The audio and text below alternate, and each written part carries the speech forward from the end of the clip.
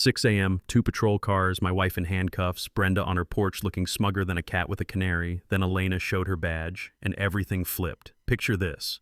I'm standing in my Phoenix driveway in my pajamas, watching our HOA president orchestrate what she thinks is the arrest of the century. The morning desert air carries that sharp scent of creosote and impending justice, while the metallic click of handcuffs echoes off our perfectly manicured suburban street. Brenda had called 911 reporting federal impersonation and ongoing criminal activity. She'd even invited Channel 12 News because apparently public humiliation wasn't complete without cameras rolling. "Ma'am, you're under arrest for impersonating a federal officer," the cop announces, exactly like Brenda had scripted it. Then my wife calmly says, "Officer, may I show you my Department of Justice credentials?" The badge comes out.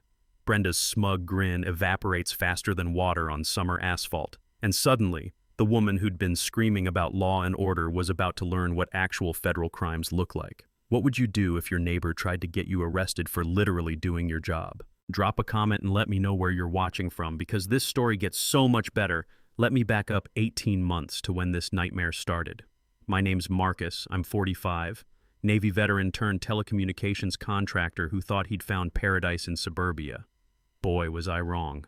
My wife, Elena, she's the kind of woman who makes criminals nervous just by existing.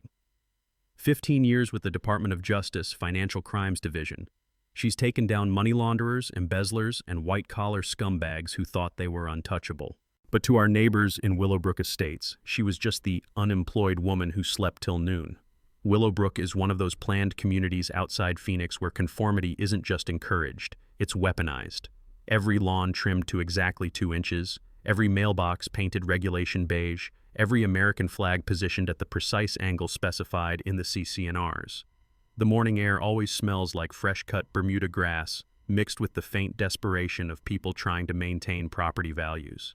Then there's Brenda Hutchinson, our HOA president and full-time professional busybody.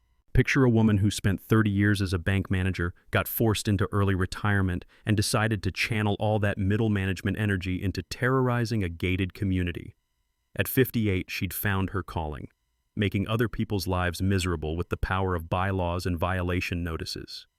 Every morning at exactly 7 a.m., Brenda would emerge from her beige fortress in her pink tracksuit, clipboard clutched like a shield, prowling the streets for infractions. The crunch of gravel under her orthopedic shoes became our neighborhood's alarm clock, and Elena's personal torture soundtrack. From day one, Brenda fixated on Elena with laser focus. See, when you work undercover financial crimes, your schedule doesn't exactly scream suburban soccer mom. Elena would leave at midnight for surveillance, sleep until noon, drive different government vehicles, and occasionally come home wearing gear that could stop a bullet.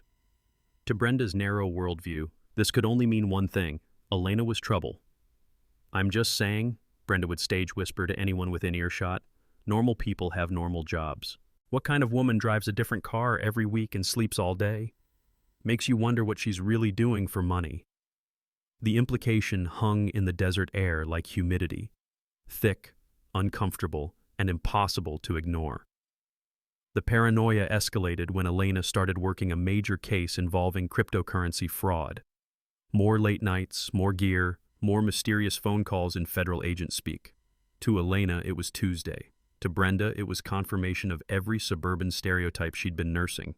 The breaking point came on an October morning when Elena was conducting legitimate surveillance from our driveway. She's sitting in her unmarked sedan, wearing a tactical vest under her jacket, earpiece barely visible, doing actual federal agent work. Professional, legal, important work.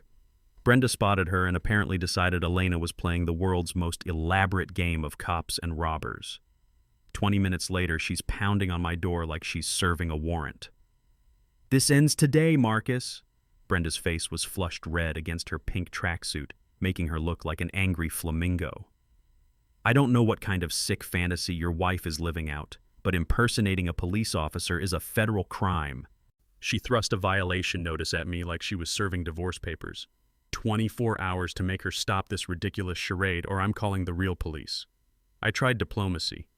"Brenda, I think you might be misunderstanding." "No misunderstanding," she snapped. "I've documented everything. The costume, the fake radio, the suspicious cars. She's going to destroy our property values with this nonsense." The notice read, "Violation. resident engaging in law enforcement impersonation, creating community safety concerns, and potential legal liability. $500 per day until compliance. That evening, Elena read the notice and started laughing, the kind of laugh that means someone's about to have a very bad time. 15 years taking down federal criminals, she said, and I get a violation notice for looking like myself.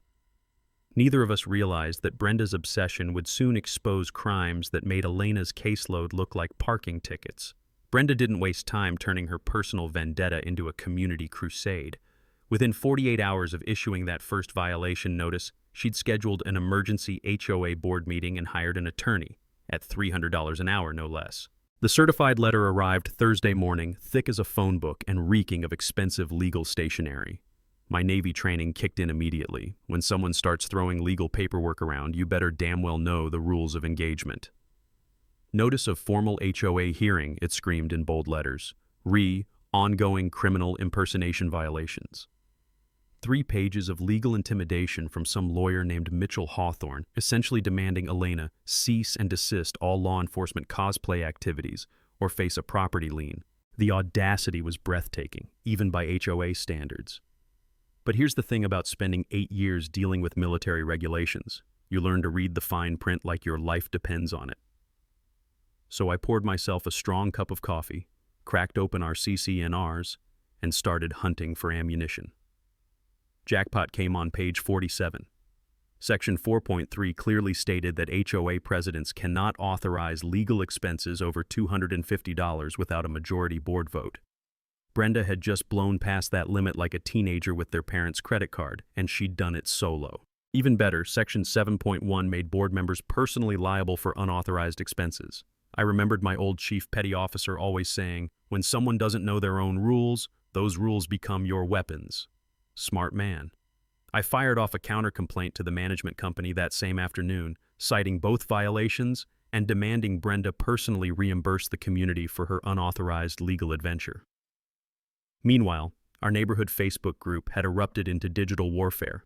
Brenda posted carefully cropped photos of Elena in tactical gear with captions like "community safety concerns" and "when does roleplay become dangerous?" The comments section looked like a battlefield. Team Brenda shared horror stories about suspicious activities and declining property values. Team Elena pointed out that she minded her own business and kept the best lawn on the block. But Brenda's masterstroke was organizing a community safety discussion for Sunday evening. The flyers promised to address protecting our property values from disruptive elements, code words that made my skin crawl. Elena and I decided to attend, figuring we might as well watch this train wreck in person. The community center smelled like burnt coffee mixed with industrial carpet cleaner, fluorescent lights buzzing overhead like angry hornets. About 30 residents showed up, the tension thick enough to choke on. Brenda had prepared an actual PowerPoint presentation, complete with slides titled "Signs of Criminal Activity" and "Protecting Your Investment." She was deep into her performance, describing Elena's behavior patterns when Elena's phone rang. Her federal supervisor calling about a case development. "Yes, sir," Elena answered, stepping toward the hallway. "Surveillance resumes at 0600 tomorrow. Asset placement confirmed.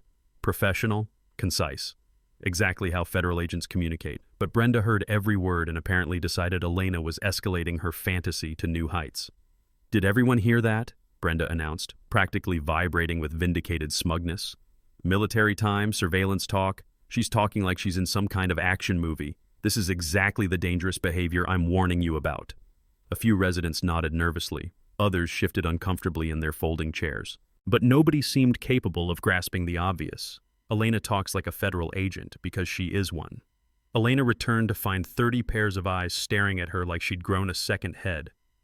"Everything okay?" she asked, genuinely puzzled by the sudden Arctic freeze in room temperature. "Oh, everything's perfect," Brenda replied, her smile sharp enough to slice diamonds. "I was just explaining to our neighbors how seriously the FBI takes federal impersonation crimes." The threat hung in the recycled air like a toxic cloud. Elena looked at me with raised eyebrows, the universal expression for "what fresh hell did I walk into?" "You know what, Brenda," Elena said calmly. "You should absolutely call the FBI. I think they'd be very interested in this situation." Brenda's smile widened. "Don't worry, honey, I plan to." As we walked home under the desert stars, Elena shook her head. 15 years investigating financial crimes, and this woman thinks I'm playing dress-up. I squeezed her hand. She has no idea what's coming. And she really didn't. Because while Brenda was busy preparing to report a federal agent to the FBI, she had no clue that her own financial house of cards was about to collapse in spectacular fashion. Monday morning arrived with the kind of desert heat that makes smart people stay indoors. But Brenda wasn't about to let a little thing like common sense stop her crusade. At exactly 8:47 a.m., because of course she'd logged the time, she marched into the Maricopa County Sheriff's Office like a woman on a mission from God. Her target?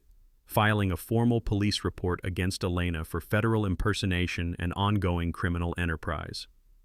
I know the details because Officer Rodriguez called me that afternoon, and I could practically hear him trying not to laugh through the phone. Marcus, I gotta ask, your wife isn't running some elaborate con game, is she? Because this lady just walked in here with enough documentation to prosecute a war crimes tribunal. Brenda had apparently spent the weekend crafting what she called her evidence portfolio, a 3-ring binder that would make FBI profilers weep with envy. Photos of Elena in tactical gear, time-stamped logs of her activities, pictures of different government vehicles, transcripts of overheard conversations, and printed articles about federal impersonation penalties. The woman had basically created a federal case against a federal agent. The irony was so thick you could spread it on toast. She's demanding immediate arrest, Rodriguez continued. Says your wife is running illegal security operations and poses a clear and present danger to community safety. I've seen some creative complaints, but this one's going in the Hall of Fame. Here's what Brenda didn't realize. When someone reports federal impersonation, the first thing any competent cop does is run the suspect's vehicle registration. Elena's unmarked sedan came back flagged as an active Department of Justice asset, Criminal Division. Rodriguez showed up at our door 2 hours later, looking like a man trying to solve a puzzle with half the pieces missing. The afternoon sun was beating down mercilessly, and the air smelled like hot concrete and the faint ozone scent of approaching monsoon season. Elena was in the backyard, deadheading her roses, still wearing tactical pants from an early morning surveillance because comfort beats suburban fashion standards every single day. "Ma'am, I need to follow up on some allegations," Rodriguez said, his professional demeanor barely concealing his amusement. "Can I see some identification?" Elena wiped her hands on her gardening gloves and produced her federal credentials. Badge, ID card, the works. Rodriguez examined them like he was studying ancient artifacts, then called dispatch to verify the badge number. The radio crackled. Badge 847392 confirmed active DOJ Criminal Division Agent Elena Vasquez 15-year service record. Rodriguez's shoulders relaxed visibly. "Ma'am, I apologize for the intrusion. I had to follow protocol." "No problem, officer. What exactly was I accused of?" "Federal impersonation, running illegal security services, and, this is my favorite part, quote, conducting suspicious surveillance activities that threaten community property values." Elena burst out laughing. "Surveillance activities that threaten property values? That's a new one." But Rodriguez wasn't laughing anymore. "Ma'am, you should know that filing false reports against federal agents falls under Title 18, Section 1001. It's the same statute we use for lying to federal investigators, carries up to 5 years. I watched Elena's expression shift from amusement to professional interest. She'd prosecuted enough cases to know that federal prosecutors don't mess around with false statements charges. "I'm not looking to press charges," she said carefully. The woman seems genuinely confused. "With respect, ma'am, this wasn't confusion. This was 3 days of deliberate investigation culminating in fabricated criminal allegations. That's different." While this conversation unfolded in our driveway, Brenda was glued to her kitchen window like a kid watching Saturday morning cartoons. She was probably expecting to see Elena dragged away in handcuffs. Instead, she watched Rodriguez shake Elena's hand, laugh at something she said, and drive away without arresting anyone. The cognitive dissonance must have been brutal. That evening, Brenda returned with reinforcements. Harold from down the street and Mrs. Patterson from the corner house, both looking like they'd rather be anywhere else. "I saw the police were here," Brenda announced, practically vibrating with anticipation. "When are they taking her in for processing?" "They're not," I replied, savoring the moment. Brenda's face went through more expressions than a mime having a stroke. "What do you mean they're not? I filed official charges. I have documented evidence." "Well, turns out Elena actually is a federal agent," I said. "Crazy how reality works sometimes." The silence was so complete I could hear Mrs. Patterson's hearing aid whistling. Harold took an actual step backward, like federal agents might be contagious. "That's impossible," Brenda sputtered. "Real agents don't just... they wouldn't... You're all lying." Elena appeared behind me, badge case in hand. "DOJ Criminal Division, badge 847392, want to call and verify?" Instead of backing down, Brenda's desperation kicked into overdrive. "Then you fooled them too. Professional criminals can fake anything. I'm calling the FBI. They'll see through this charade." As her little delegation retreated, Elena shook her head. "She's about to call the FBI on someone who works with the FBI." "This is going to be epic," I said, and it absolutely was. Brenda didn't just call the FBI. She went full nuclear and filed a formal complaint through their online portal, complete with a 40-page dossier that would have impressed a KGB handler. The woman had screenshots, timelines, witness statements, and enough circumstantial evidence to prosecute a RICO case. Her complaint alleged that Elena was running an elaborate criminal enterprise involving federal impersonation, illegal surveillance, and potential terrorism preparation. She even included Google Maps screenshots showing Elena's patrol routes and traffic patterns that proved systematic neighborhood infiltration. The FBI's Phoenix field office received Brenda's magnum opus on a Thursday morning. By Thursday afternoon, Special Agent Thompson was calling Elena directly. "Agent Vasquez, this is Special Agent Thompson, Phoenix field office. We received an interesting complaint about you today. Mind if I ask what you're working on that might have attracted civilian attention?" Elena nearly choked on her coffee. "Sir, I'm conducting financial surveillance on the Morrison crypto case. Standard white-collar stuff, nothing operational." "Well, according to Mrs. Hutchinson, you're either running a sophisticated criminal operation or you're the most dedicated method actor in Arizona. She's provided enough documentation to make our fraud unit weep with joy." The conversation lasted 20 minutes. Thompson was professional, thorough, and increasingly amused as Elena explained the HOA situation. By the end, he was offering to call Brenda personally to explain federal law enforcement procedures.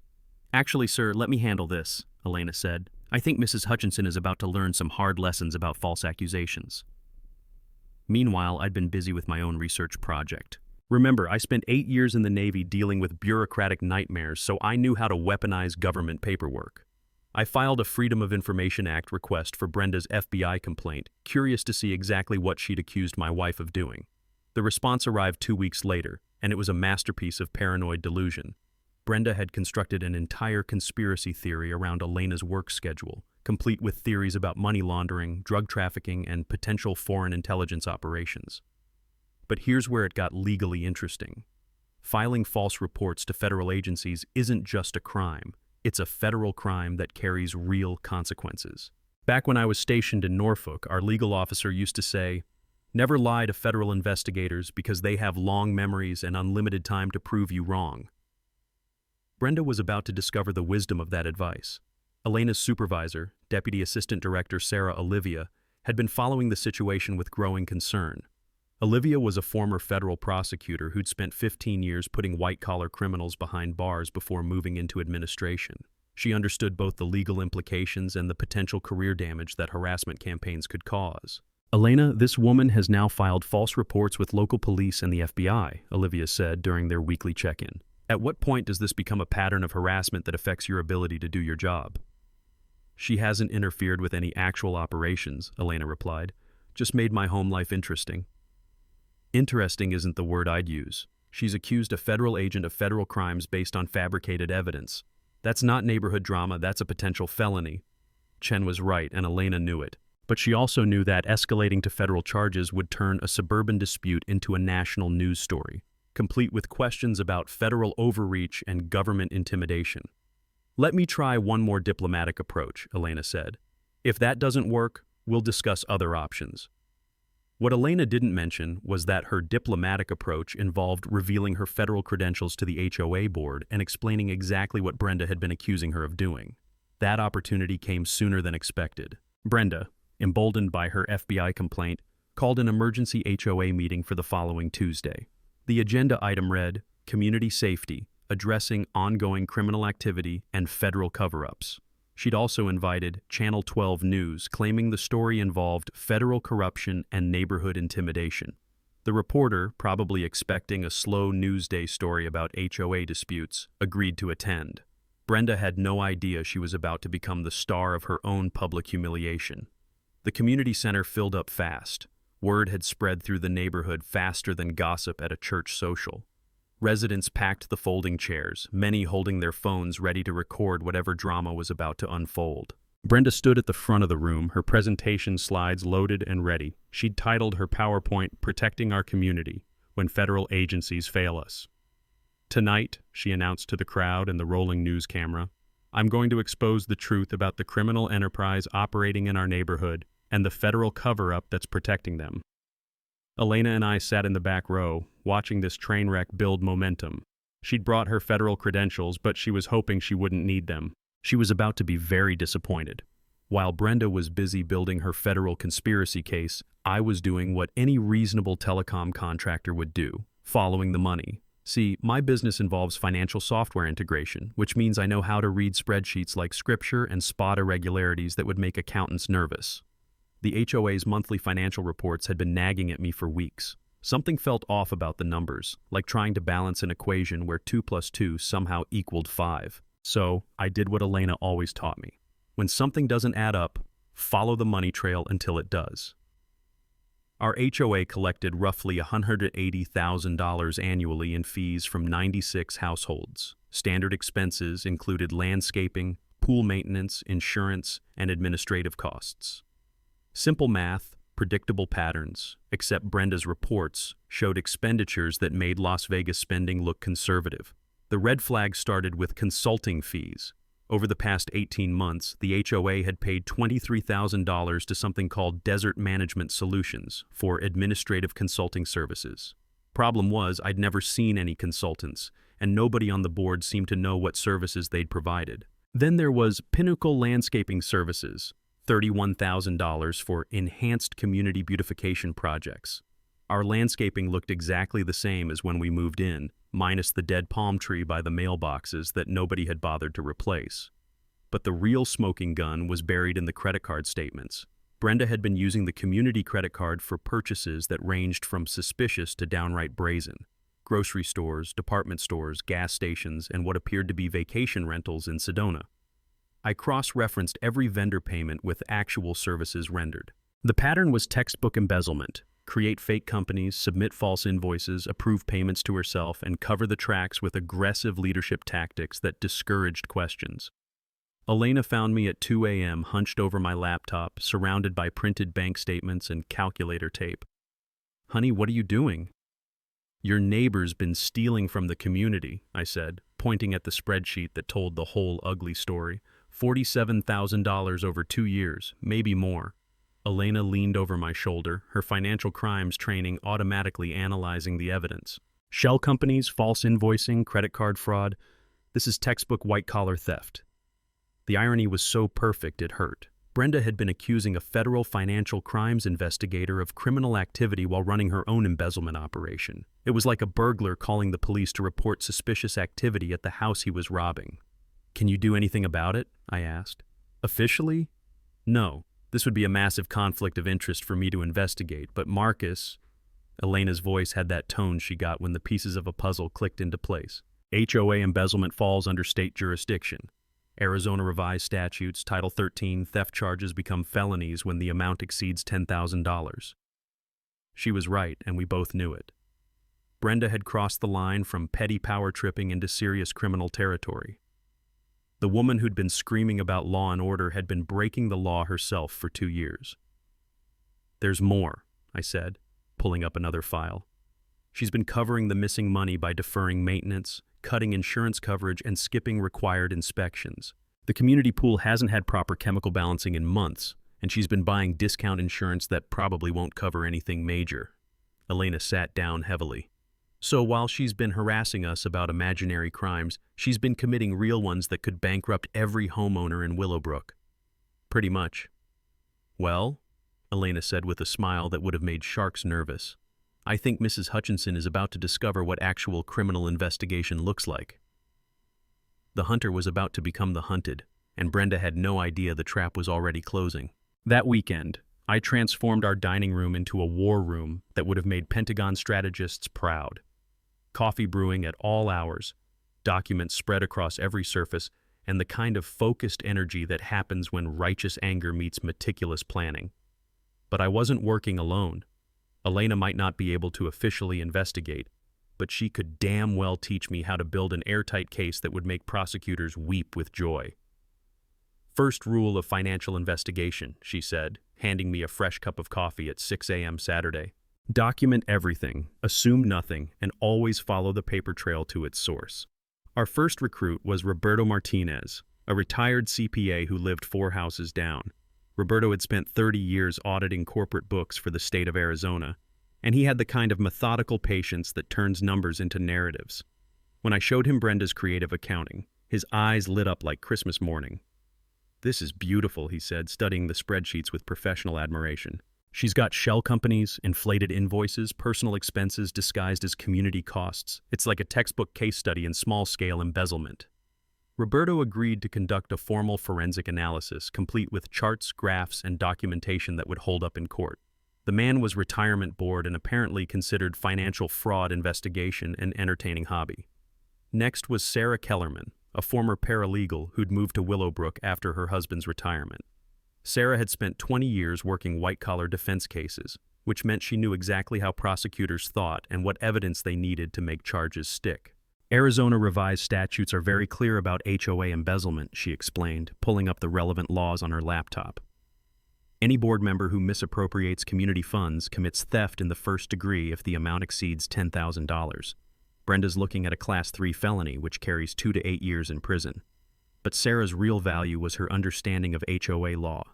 She'd helped clients navigate the maze of regulations that governed community associations, and she knew exactly what procedures we needed to follow to remove a board member for cause. Our third ally was Tom Bradley, a Marine veteran who'd retired from 25 years of military police work. Tom brought operational expertise, how to gather evidence without contamination, how to document witness statements, and how to coordinate with law enforcement agencies. "The key is building multiple cases simultaneously," Tom explained during our Sunday planning session. "Civil case for recovery of funds, criminal case for prosecution, and HOA action for removal from the board. 3 different tracks, all supporting each other." Jennifer Walsh, our social media coordinator, rounded out the team. She was a stay-at-home mom with a marketing background who understood how to document everything for maximum impact while staying within legal boundaries. "We need to control the narrative," Jennifer said, setting up a secure group chat for our team. "Brenda's been using social media to spread her conspiracy theories. We're going to use it to spread facts." Elena provided guidance that transformed our amateur investigation into something resembling professional law enforcement. She couldn't officially participate, but she could teach us proper evidence handling procedures, chain of custody requirements, and how to present findings to authorities. "Never assume malice when incompetence might explain the behavior," she warned us. "But when you find systematic patterns over extended periods, that's usually intentional criminal activity." Roberto's financial analysis revealed the full scope of Brenda's operation. She'd created 3 shell companies, all registered to post office boxes she controlled. Desert Management Solutions, Pinnacle Landscaping Services, and Willowbrook Security Consulting existed only on paper, but they'd collected over $47,000 in community funds. Sarah researched the legal requirements for emergency board meetings and member votes. Arizona law required a 2/3 majority to remove a board member for cause, but it also allowed for emergency action when criminal activity was suspected. Tom coordinated our evidence collection, creating detailed timelines that cross-referenced financial transactions with board meeting minutes. He also identified potential witnesses, residents who'd questioned Brenda's spending or noticed irregularities in community services. Jennifer documented everything digitally, creating backup copies stored in multiple locations. She also monitored Brenda's social media activity, which had become increasingly erratic as the woman prepared for her big revelation about Elena's criminal enterprise. By Sunday evening, we had enough evidence to support both criminal charges and civil recovery actions. More importantly, we had a plan that would expose Brenda's crimes at exactly the moment she tried to destroy Elena's reputation. "Tuesday night," Elena said, reviewing our strategy one final time. "She's planning to have me arrested on live television for federal impersonation, Instead, she's going to discover what happens when you commit actual crimes while falsely accusing federal agents. The irony was going to be absolutely delicious. Monday morning brought the kind of frantic energy that happens when desperation meets deadline pressure. Brenda had somehow gotten wind that residents were asking questions about HOA finances, and she went into full damage control mode faster than a politician caught in a scandal. The first sign of panic came at 6 a.m. when she called an emergency board meeting for that afternoon. The agenda was suspiciously vague: administrative restructuring and financial security protocols. But Roberto, who'd been quietly talking to other residents, heard through the neighborhood grapevine that Brenda was planning to reorganize the HOA's financial records. Translation: she was about to destroy evidence. By 10 a.m., Brenda was at the community center with a paper shredder that sounded like a wood chipper having a nervous breakdown. The mechanical whirring echoed across the parking lot, punctuated by the satisfying crunch of documents meeting their demise. Jennifer, bless her marketing background, happened to be walking her dog past the community center and decided to film the spectacle. 20 minutes of video showing our HOA president frantically shredding documents the day before her big presentation would make excellent evidence later. "She's destroying financial records," Jennifer texted our group chat. "Should I call the police?" "Not yet," Tom replied. "Let her dig deeper first." Meanwhile, Brenda was making phone calls that would have impressed a mafia boss for their combination of threats and desperation. Harold from down the street got a visit warning him about spreading false rumors that could result in legal action. Mrs. Patterson received a certified letter threatening defamation lawsuits if she continued participating in conspiracy activities. But Brenda's masterpiece was the voicemail she left for Elena's supervisor at the Department of Justice. Roberto's wife overheard it because Brenda was shouting into her phone while standing in her driveway. "This is Brenda Hutchinson, and I'm calling to report gross misconduct by one of your agents. Elena Vasquez is using federal resources to intimidate law-abiding citizens, and I have documentation proving she's running illegal operations from a residential area. If you don't take immediate action, I'm going to the media with evidence of federal corruption." Elena listened to the recording Jennifer had captured and just started laughing. "She's now accused me of using federal resources inappropriately while she's literally stealing community resources. The projection is incredible." That afternoon's emergency board meeting was a masterclass in authoritarian overreach. Brenda had stacked the room with her supporters and tried to ram through several motions designed to consolidate her power and cover her tracks. Motion 1. Immediate hiring of a financial security firm to protect community assets from external threats. The firm would charge $15,000 up front and report directly to the HOA president. Motion 2. New bylaws requiring unanimous board approval for any financial document requests by residents. Essentially, Brenda could veto any attempts to examine the books. Motion 3. Emergency assessment of $500 per household to address ongoing security concerns and legal expenses. Roberto attended the meeting and later described it as watching someone try to perform surgery with a chainsaw. She was so desperate she wasn't even trying to hide what she was doing. When Harold asked for details about the security firm, she literally said, "That's classified information for board members only." 2 residents walked out. 3 others started asking pointed questions about why emergency assessments were necessary when the community had supposedly healthy reserves. Brenda's answers got increasingly hostile and paranoid. "Some people in this community are working to undermine property values and create chaos," she announced. "I won't let outside agitators destroy what we've built here." But the real fireworks came when Elena's supervisor actually called her back. Deputy Assistant Director Olivia had done her homework and discovered that Brenda had been filing complaints with multiple federal agencies, claiming Elena was everything from a terrorist to a foreign agent. "Elena, this woman has now contacted the FBI, DEA, ATF, and Homeland Security with variations of the same false allegations. She's also tried to reach the Attorney General's office and somehow got transferred to the Inspector General's hotline." Chen's voice had the tone of someone who'd moved past amusement into professional concern. "This isn't neighborhood drama anymore. She's actively interfering with a federal employee's ability to perform her duties, and she's wasting significant government resources with frivolous complaints." "Ma'am, I think the situation is going to resolve itself tomorrow night," Elena said. "She's planning a public confrontation where she expects to have me arrested. Instead, she's going to discover what happens when the evidence goes the other way." "What evidence?" Elena explained about the embezzlement investigation our team had conducted. Olivia listened in silence, then asked for copies of all documentation. Elena, if this woman has been stealing community funds while filing false reports against federal agents, she's about to have a very bad week. The trap was set. All we had to do was let Brenda spring it on herself. Tuesday arrived with the kind of electric tension that makes desert storms, and Brenda was about to unleash the mother of all meteorological disasters. She'd spent the morning transforming the community center into her personal courtroom, complete with a projection screen, evidence tables, and enough dramatic lighting to make law and order jealous. The smell of burnt coffee and nervous energy filled the air as residents filed in, most clutching their phones like digital weapons. Word had spread through Willowbrook faster than wildfire. Tonight's meeting was either going to be the greatest vindication in HOA history or the most spectacular public meltdown ever recorded. Brenda had invited everyone: Channel 12 News, the Maricopa County Sheriff's Office, representatives from 3 different federal agencies, and what appeared to be half the neighborhood. She'd even hired a court reporter because apparently she wanted an official transcript of Elena's arrest.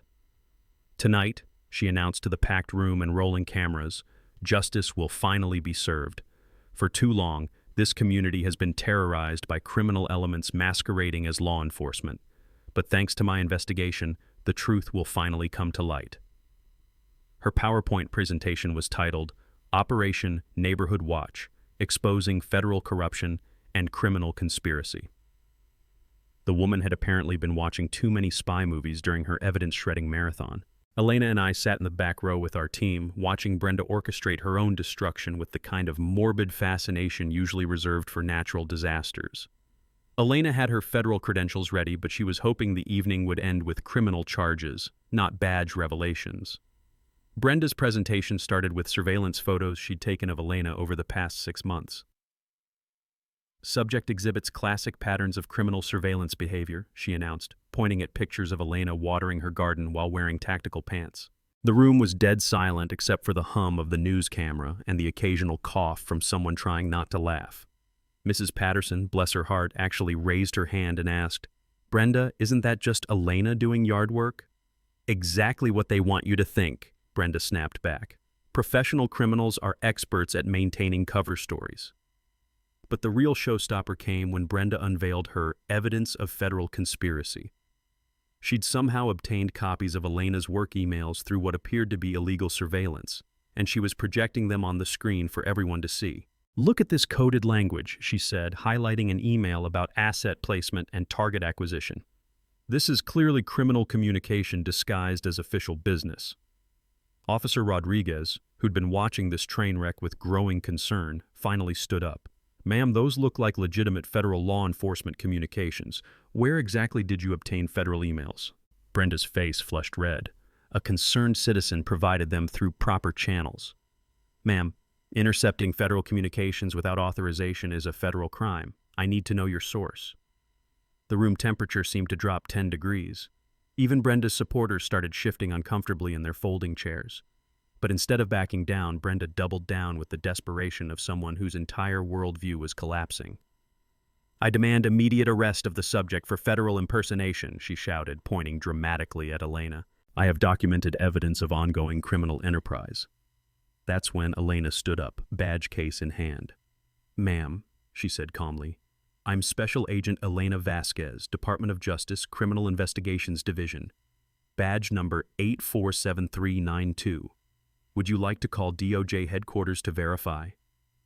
The silence was so complete you could hear the desert wind rattling the windows. Brenda's mouth opened and closed like a fish gasping for air. The news camera zoomed in on her face, capturing the exact moment reality crashed into delusion. But Brenda, God bless her commitment to catastrophe, wasn't finished yet. "That's fake," she screamed. "Professional criminals can forge anything. I demand federal verification." Agent Thompson from the FBI field office, who'd been watching this circus with professional interest, stepped forward. "Ma'am, I can confirm Agent Vasquez's credentials. I spoke with her supervisor this afternoon." "Then you're all part of the conspiracy," Brenda shouted, now fully committed to her own destruction. "How deep does this corruption go?" That's when Roberto stood up with his forensic accounting report. "While we're talking about criminal activity," he announced, Perhaps we should discuss the $47,000 Mrs. Hutchinson has embezzled from community funds over the past 2 years. The room exploded. Residents started shouting questions. The news reporter practically tackled Roberto for an interview, and Brenda's face went whiter than desert sand.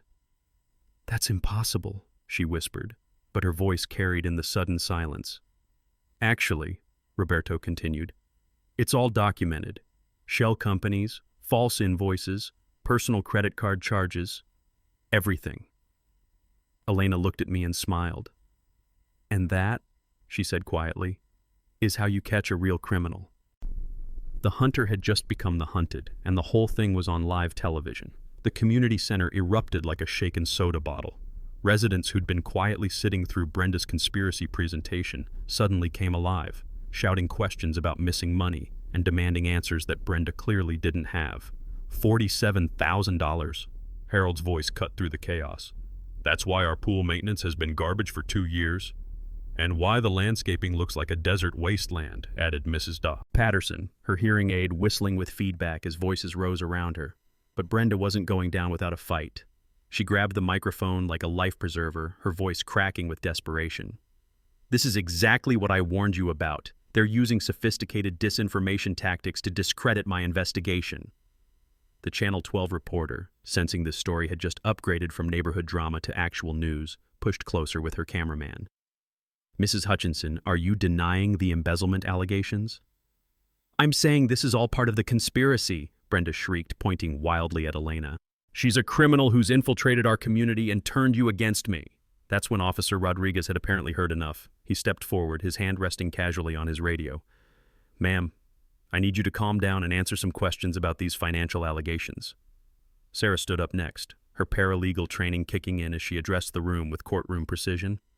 "According to Arizona Revised Statutes, Title 13, theft of community funds exceeding $10,000 constitutes a Class 3 felony. The documented evidence shows systematic embezzlement over a 2-year period."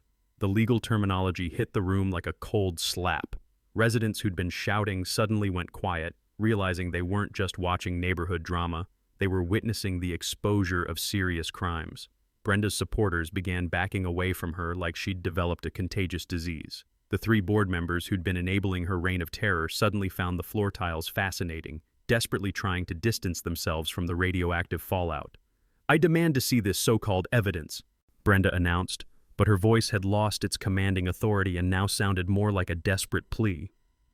Roberto opened his laptop and connected it to the projection system. Within seconds, the screen filled with spreadsheets, bank statements, and transaction records that painted a picture so clear even Brenda's most loyal supporters couldn't deny it. "Desert Management Solutions," Roberto announced, highlighting the fake company. "Registered to a P.O. box that Mrs. Hutchinson controls. $31,000 in payments for services never rendered." The room gasped. Someone in the back row started recording with their phone. "Pinnacle Landscaping Services," Roberto continued. $16,000 for community beautification that never happened." More gasps. More phones came out. "And my personal favorite," Roberto said with the satisfaction of a man who'd found the smoking gun, "community credit card purchases at Target, Walmart, and what appears to be a weekend resort in Sedona." That's when the dam burst completely. Residents started shouting about every maintenance issue, every delayed repair, every corner that had been cut over the past 2 years. The sound was like an angry beehive that had been kicked by a particularly stupid bear. Elena chose that moment to deliver the coup de grace. She stood up, her federal credentials clearly visible, and addressed the room with the kind of calm authority that comes from 15 years of taking down actual criminals. "Ma'am," she said, looking directly at Brenda, "you've spent 6 months filing false reports against a federal agent while committing the exact type of financial crimes I investigate for a living. The irony would be hilarious if it wasn't so pathetic." The mic drop silence was broken only by the clicking of cameras and the soft whirring of the news camera capturing every second of Brenda's public destruction. Brenda's face cycled through about 12 different emotions before settling on desperate rage. "You can't prove any of this. These documents are forged. This is all part of the conspiracy." But Officer Rodriguez was already reading from his notepad. "Mrs. Hutchinson, based on the evidence presented tonight, I'm placing you under arrest for theft in the first degree, a Class 3 felony under Arizona law." The handcuffs clicked with the same metallic sound that had started this whole saga 6 months ago, except this time they were going on the right person. As Rodriguez led Brenda toward the door, she turned back to the room one final time. "This isn't over. When the truth comes out, you'll all see who the real criminals are," Elena called out sweetly. "Ma'am, the truth did come out. It just wasn't the truth you were expecting." The room erupted in applause. The news camera captured it all. And somewhere in the crowd, someone started chanting, "Justice! Justice!" until the whole room joined in. It was the most satisfying ending to the worst neighborhood dispute in Willowbrook history. The aftermath of Brenda's arrest unfolded like the most satisfying revenge movie ever filmed, except this time the popcorn was free and the justice was real. Within 48 hours, Channel 12's footage had gone viral, and by weekend, we were fielding calls from CNN, Fox News, and every morning show in America wanting to cover the HOA Karen who tried to arrest a real federal agent.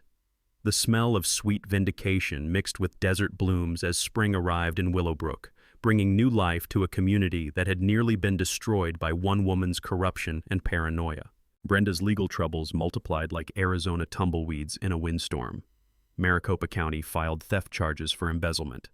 The FBI opened investigations into false reports against federal agents. The IRS discovered her consulting companies had never filed tax returns. Even the Postal Service got involved because she'd used mail fraud to set up those fake business addresses. She pleaded guilty to everything rather than face federal prosecution, agreeing to pay full restitution plus penalties totaling $78,000. The community recovered every stolen penny through her forced asset liquidation, including the sale of her precious beige fortress to cover damages. But here's where this story gets beautiful. Instead of just refilling HOA coffers, our new democratically elected board created the Willowbrook Community Scholarship Fund. Every year, we award 3 $5,000 scholarships to local kids whose families demonstrate financial need, turning Brenda's theft into opportunities for deserving students. The sound of children playing in our restored community areas, funded by recovered embezzlement money, became the soundtrack of actual justice. Roberto manages the scholarship fund with transparent accounting that makes corruption impossible. Elena serves as advisory board chair because having a federal financial crimes investigator review your books tends to keep everyone remarkably honest. Sarah handles legal compliance, Tom coordinates security protocols, and Jennifer manages communications that actually bring the community together. Our transformation became a model for HOA reform across the Southwest. We've hosted delegations from communities in Texas, Nevada, and California, all seeking to implement our Willowbrook Transparency Protocol, a system of financial oversight that prevents future Brendas from destroying communities. Elena's federal credentials became neighborhood treasure rather than neighborhood terror. Local crime dropped to essentially zero once word spread that we had a real federal agent in residence. Kids started calling her Agent Elena, and she became our unofficial security consultant, teaching neighbors how to spot actual criminal activity versus imaginary conspiracies. My telecommunications business exploded after our story went viral. Turns out, being known as the guy who helped expose HOA corruption made me incredibly popular with communities dealing with similar problems. I now provide financial transparency consulting across 3 states, teaching boards how to implement oversight systems that make embezzlement nearly impossible. The practical takeaway? Always demand quarterly financial audits with independent oversight. It's the single most effective way to prevent HOA corruption. Elena speaks at federal training seminars about employee harassment and has become the Justice Department's go-to expert on HOA-related crimes. She jokes that she finally made financial investigations sexy by turning it into neighborhood justice porn. But the real victory is our annual Accountability Day celebration, held every October on the anniversary of Brenda's arrest. What started as a block party has become a regional festival celebrating community governance reform, complete with food trucks, live music, and workshops on civic engagement. The desert conservation project we funded with recovered money transformed our common areas into a showcase of native plants that attract hummingbirds whose wings whisper promises of renewal every morning. Property values increased 30%, not because of oppressive conformity, but because people want to live in communities known for integrity and actual justice. Last month's follow-up news story featured Elena giving advice that's become our community motto. Document everything, follow the money, and never underestimate the power of neighbors working together for what's right. As I write this, our investigation team is consulting with communities across America dealing with corrupt officials. Roberto's retirement has become busier than his working years, and he couldn't be happier. Here's my challenge for you. What's your worst HOA horror story? Drop it in the comments below. I guarantee some of you have nightmare tales that make Brenda look like an amateur. And smash that subscribe button for HOA Stories if you love watching corrupt power trippers get exactly the justice they deserve. We've got a whole library of satisfaction coming your way, because apparently America has no shortage of HOA villains who desperately need some accountability. From all of us here at HOA Stories, thanks so much for watching today's HOA Karen Meltdown.